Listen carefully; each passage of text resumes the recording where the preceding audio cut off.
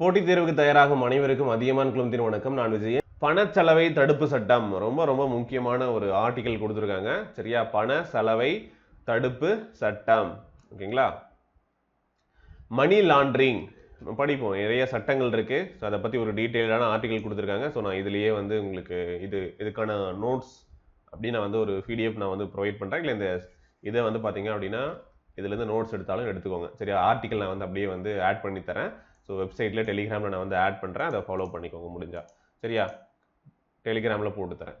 சரி, இந்த பணச்சலவை அப்படின்னு என்ன? தீவிரவாதம், போதைப்பொருள் கடத்தல், கொலை, கொள்ளை, லஞ்சம், வரி ஏய்ப்பு உள்ளிட்ட குற்ற செயல்கள் மூலமாக சட்ட விரோதமாக ஈட்டப்பட்ட பணத்தை என்ன பண்ணுறாங்க? சட்ட விரோதமாக ஈட்டப்பட்ட பணத்தை முறையான வழிகளில் ஈட்டப்பட்ட பணமாக மாற்றுவதே பணச்சலவை எனப்படுகிறது. பணச்சலவை மணி லாண்டரிங் அப்படின்னா என்ன? நீங்க தீவிரவாதம், போதைப் பொருள் கடத்துதல், கொலை, கொள்ளை இந்த மாதிரி சட்ட விரோதமான செயல்களில் பணத்தை ஈட்டி அதை நீங்க என்ன பண்றீங்க? முறையான வழிகளில் ஈட்டப்பட்ட பணமாக காட்டுறதுக்கு செய்யக்கூடியது தான் மணி லாண்டரிங், பணச்சலவை. இந்த பண மோசடி, நிதி மோசடி என்றும் இதை குறிப்பிடுவது உண்டு.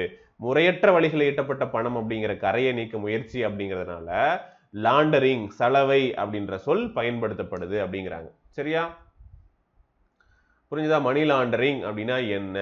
முறையற்ற வழிகளில் வரக்கூடிய பணத்தை முறையான வழிகளில் வந்ததாக கணக்கு காட்டுவதற்காக செய்யக்கூடிய முயற்சி, அந்த கரையை நீக்கிறதுக்கு முயற்சி என்பதால் சலவை அப்படின்ற சொல் பயன்படுத்தப்படுது.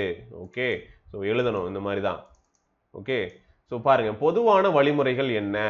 பண சலவை நடவடிக்கை பொதுவாக 3 கட்டங்களில் உள்ளடக்கியது. எப்படி சொல்றாங்க? ஒன்று வந்து பார்த்தீங்க அப்படின்னா, சட்டவிரோத செயல்களின் மூலமாக ஈட்டக்கூடிய பணத்தை சட்டத்தால் அனுமதிக்கப்பட்ட வங்கி கணக்கு உள்ளிட்ட அமைப்புக்குள் செலுத்துதல். நீங்க சட்டவிரோதமாக ஈட்டி அதை என்ன பண்றீங்க? சட்டத்தால் அனுமதிக்கப்பட்ட வங்கி கணக்கு, பேங்க் அக்கவுண்ட் மூலமாக அந்த நிதி அமைப்புக்குள் செலுத்துதல். பல்வேறு உத்திகளை பயன்படுத்தி செலுத்தப்பட்ட பணத்துக்கான ஆதாரத்தை மறைப்பது, சோர்ஸ் ஆஃப் இன்கம் மறைக்கிறது. இதன் மூலம் அந்த பணத்தின் மீதான கரை நீக்கப்படுகிறது அப்படின்னு சொல்றாங்க. நீங்க எந்த வழியில அந்த இன்கம் வந்துச்சுன்னு சொன்னா தானே தெரியும். அதை மறைச்சிட்டீங்க அப்படின்னா தெரியாது. அதனால வந்து அது வந்து ஒரு முறை அப்படிங்கிறாங்க.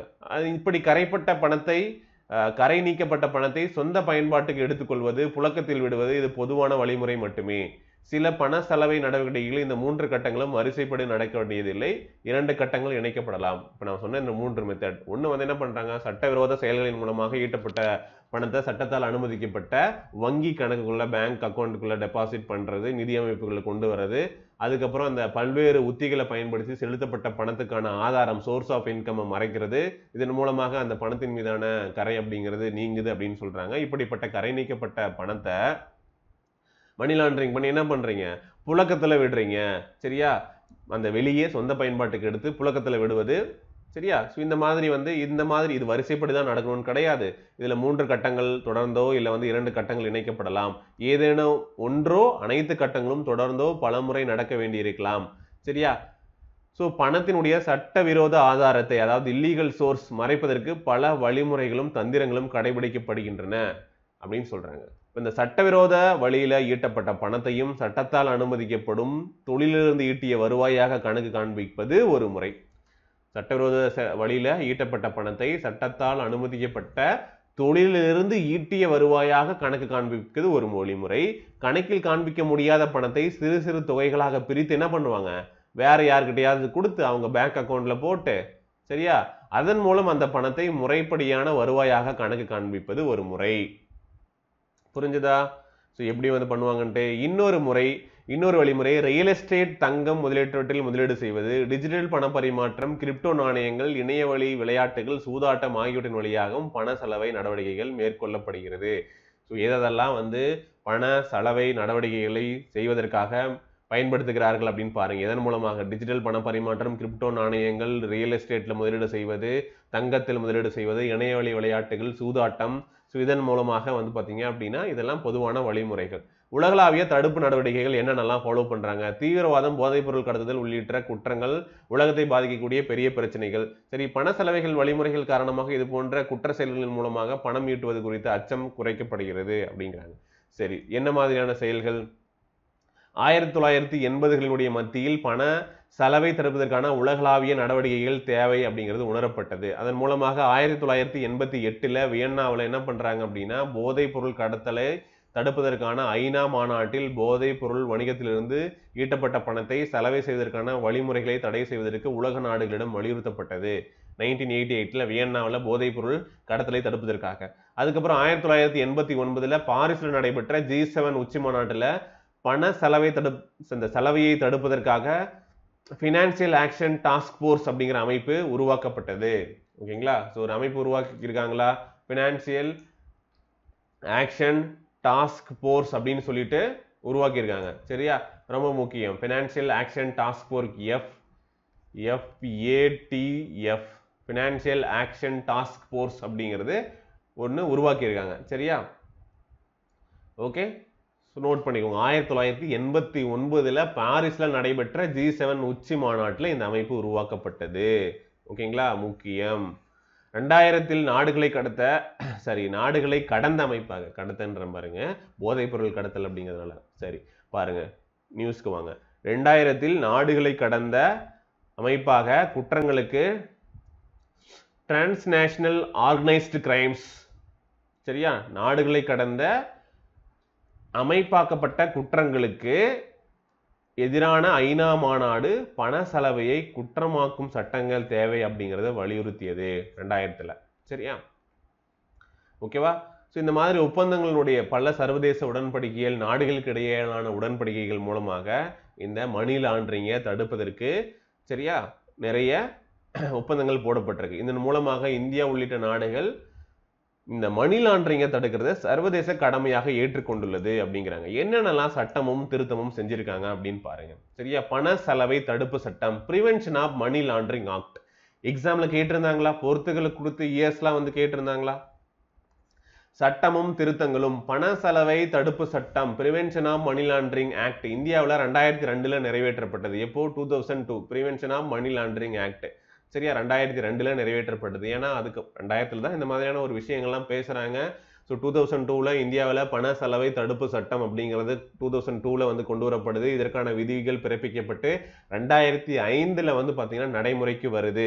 ரொம்ப முக்கியமான விஷயம், எப்போ வந்து money laundering, prevention of money laundering அப்படின்னு சொல்லிட்டு கொண்டு வராங்க அப்படின்னா 2002 அதுக்கப்புறம் விதிகள்லாம் கொண்டு வந்து 2005 தான் நடைமுறைக்கு வருகிறது அப்படிங்கிறதையும் நோட் பண்ணிக்கோங்க. சரியா?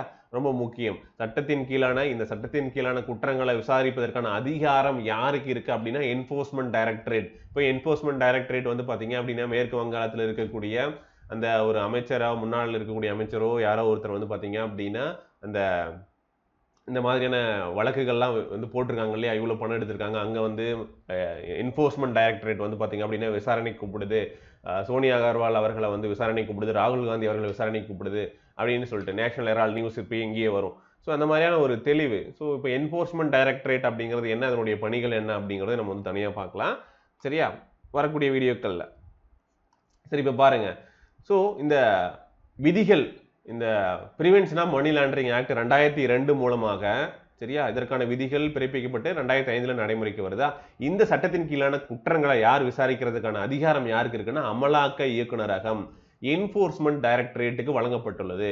பண செலவையை தடுப்பதற்கும் பண செலவில் ஈடுபடுபவருக்கு தண்டனை பெற்று தருவதற்கும் இந்த சட்டத்தில் போதுமான அதிகாரங்கள் இல்லை என்று உணரப்பட்டது. எனவே சட்டத்துக்கு வலுவூட்டும் வகையிலான சட்ட திருத்தங்கள் நிறைய முறை செய்யவும் பட்டிருக்கு. சரியா? ஓகே.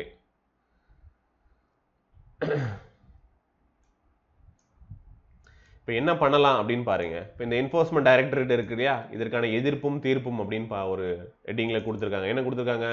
பண செலவை தடுப்பு சட்டத்தில் மேற்கொள்ளப்பட்ட சட்ட திருத்தங்கள் மூலமாக அமலாக்க இயக்குநரகத்துக்கு அளிக்கப்பட்டுள்ள சில அதிகாரங்கள் அரசமைப்புக்கு எதிரானவை அப்படின்னு சொல்லிட்டு குற்றம் சாட்டியிருக்காங்க. ஒன்று, பண செலவை குற்றம் சாட்டப்பட்டவர்களுடைய வளாகங்களில் எப்பொழுது வேண்டுமானாலும் தேடுதல் நடத்துவதற்கும் ஆவணங்களை பறிமுதல் செய்வதற்கும் வந்து பார்த்தீங்கன்னா சொத்துக்களை முடக்குவதற்கும் தனிநபர்களை கைது செய்வதற்கும் அமலாக்க இயக்குனர், அதாவது இந்த இடி என்போர்ஸ்மெண்ட் டைரக்டரேட்டுக்கு அதிகாரம் கொடுத்திருக்காங்க. மேலும் விசாரணையின் போது யாரை வேண்டுமானாலும் அழைத்து வாக்குமூலம் பெறுவதற்கான சிவில் நீதிமன்றத்திற்குரிய அதிகாரம் அமலாக்க இயக்குநரகத்துக்கு அளிக்கப்பட்டுள்ளது. என்ன அதிகாரம் இருக்கு? யாருடைய சொத்துக்களை வேண்டுமானாலும் முடக்கலாம், எந்த வளாகத்திற்கு வேண்டுமானாலும் போயிட்டு எப்போது வேண்டுமானாலும் தேடுதல் நடத்தலாம், ஆவணங்களை பறிமுதல் செய்யலாம், சொத்துக்களை முடக்கலாம் அப்படிங்கிற அதிகாரம் இந்த என்போர்ஸ்மெண்ட் டைரக்டரேட்டுக்கு கொடுத்திருக்காங்க. சரியா? ஓகே. ஸோ ரொம்ப முக்கியமானது. அதே மாதிரி யார் விசாரணையின் போது யாரை வேண்டுமானாலும் அழைத்து என்ன பண்ணலாம், அவங்க சிவில் நீதிமன்றத்திற்குரிய அந்த அதிகாரம் கொடுத்துருக்காங்க, வாக்குமூலம் பெறுவதற்கான அதிகாரம் கொடுத்துருக்காங்க. அப்போ பொய்யாக வாக்குமூலம் அளித்தது தெரிய வந்தால் சட்டப்படி தண்டிக்கவும் வழிவகம் செய்யப்பட்டுள்ளது. தனிநபர்கள் குற்றத்தை ஒப்புக்கொள்ள மறுப்பதற்கான உரிமையை இது மீறுவதாக விமர்சகர்கள் கருதுகிறார்கள் ஒரு பக்கம். சரியா? அது மட்டும் இல்லாம பண செலவை குற்றச்சாட்டின் கீழ் கைது செய்யப்படுவதற்கு எதிரான முன்ஜாமீன் நிபந்தனைகளும் கைது செய்யப்பட்டவர்களுக்கு பிணை வழங்குவதற்கான நிபந்தனைகளும் மேலும் கடினமாக்கப்பட்டிருக்கு அப்படின்லாம் கொடுத்திருக்காங்க. சரியா? சரி, இந்த சட்டத்தின் மூலமாக கைது செய்யப்பட்டால் குற்ற விசாரணையே தண்டனை போல் ஆகிவிட இந்த சட்ட திருத்தங்கள் வழிவகுத்து. அதாவது என்ன சொல்றாங்கன்னா, அரசியல் ரீதியான பழிவாங்கலுக்காக இதை யூஸ் பண்றாங்க. என்போர்ஸ்மெண்ட் இடியை வந்து டைரக்டரேட் ஆஃப் என்போர்ஸ்மெண்ட் அப்படிங்கிறது எப்ப கொண்டு வந்தாங்க அப்படின்னா, இதுவே ஒரு முக்கியமான கேள்வியா கூட இருக்கலாம். ஸோ 1956ல இங்க இல்ல. சரியா?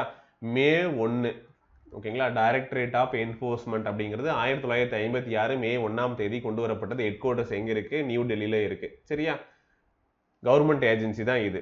ஓகே, கொல்கத்தாவில் இப்போ ஒரு ரைடு ரொம்ப கொஞ்சம் நியூஸ் வந்து முக்கியத்துவம் பெறும். இல்லீகல் மணி வந்து பார்த்தீங்கன்னா அவர் வீட்டில் நிறைய கட்டுக்கட்டு அடுக்கி வச்சிருந்தாங்க அப்படின்னு சொல்லிட்டு வச்சிருந்து ஒரு இது பண்ணியிருந்தாங்க இல்லையா? ஸோ இந்த மாதிரி national herald office enforcement director வந்து நேஷனல் ஹெரால்டு ஆஃபீஸில் வந்து சர்ச் பண்ணுறாங்க அப்படின்னு சொல்லிட்டு படிச்சிருப்பீங்க. அப்போ அந்த என்போர்ஸ்மெண்ட் டைரக்டர்னா என்ன அப்படிங்கிறத படிங்க. சரியா? ஓகே, சரி. ஓகே, அடுத்து பாருங்க, பண செலவை தடுப்பு சட்டத்தில் மேற்கொள்ளப்பட்டுள்ள திருத்தங்களின் மூலமாக அமலாக்க இயக்குநரகத்துக்கு அளிக்கப்பட்டுள்ள அதிகாரங்களுக்கு எதிராக உச்சநீதிமன்றத்தில் 240க்கும் மேற்பட்ட மனுக்கள் தாக்கல் செய்யப்பட்டுள்ளன. ஸோ இந்த மாதிரியான விஷயங்களை கொடுத்துருக்காங்க. ஓகே, ஸோ இது ஒரு பக்கம் இருக்கட்டும். ஸோ நமக்கு தேவையான முக்கியமானது மணி லாண்டரிங் ஆக்ட் 2002, அதுக்கப்புறம் விதிகள் பிறப்பிக்கப்பட்ட நடைமுறைக்கு வந்தது 2005. என்போர்ஸ்மெண்ட் டைரக்டரேட் எப்போ வந்து ஸ்டார்ட் பண்ணாங்க? 1956 மே 1. சரியா? எங்க இருக்கு? நியூ டெல்லியில இருக்கு. அதுக்கப்புறம் மணி லாண்டரிங்னா என்ன, மணி லாண்டரிங் வந்து எந்த வழியில வந்து செய்யறாங்க, சட்டத்திற்கு புறம்பான வகையில ஈட்டப்பட்ட பணம் அப்படிங்கிறது எப்படி வந்து சட்டபூர்வமாக மாத்துறதுக்கு செய்யறாங்க அப்படிங்கிற விஷயங்களை வந்து தெரிஞ்சிருப்பீங்க. ஓகேவா?